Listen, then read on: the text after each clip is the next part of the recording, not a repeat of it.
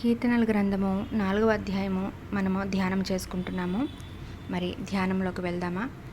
నా నీతిమంతుడవైన దేవా, నేను మొరపెట్టినప్పుడు నాకు ఉత్తరమిమ్ము. నేను కష్టాల్లో ఉన్నప్పుడు నువ్వు నాకు ఉపశమనం కలిగించావు. నాపై దయ చూపి నా ప్రార్థన వినండి. ఓ మనుష్యులారా, ఎంతకాలము నా ఘనత అవమానముగా మార్చబడను?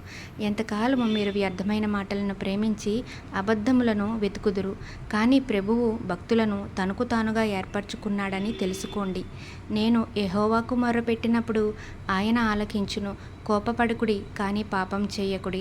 మీ పడకల మీద మీ హృదయములలో ధ్యానించుకునుడి. మౌనముగా నుండుడి. న్యాయమైన బలులు అర్పించండి, మరియు ప్రభువునందు నమ్మకముంచుము. మనకు ఎవరు మంచి చూపిస్తారు అని అడిగేవారు చాలామంది ఉన్నారు. ఓ ప్రభు, నీ ముఖకాంతిని మాపై ప్రకాశింపజేయము. మీరు నా హృదయంలో మరింత ఆనందాన్ని ఉంచారు. వారి ధాన్యము ద్రాక్షరసములు సమృద్ధిగా ఉన్నప్పుడు వారికి కలిగిన దానికంటే ఎక్కువ కాదు. నేను ప్రశాంతంగా పడుకొని నిద్రపోతాను, ఎందుకంటే యెహోవా నువ్వే నన్ను సురక్షితంగా నివసింపజేస్తావు. మరి ఇంతటితో కీర్తనల గ్రంథము 4వ అధ్యాయము వివరణ కూడా మనం తెలుసుకున్నాము. మరి రేపటి సమయాన 5వ అధ్యాయము ధ్యానం చేసుకుందాము. అందరికీ ప్రైజ్ లార్డ్.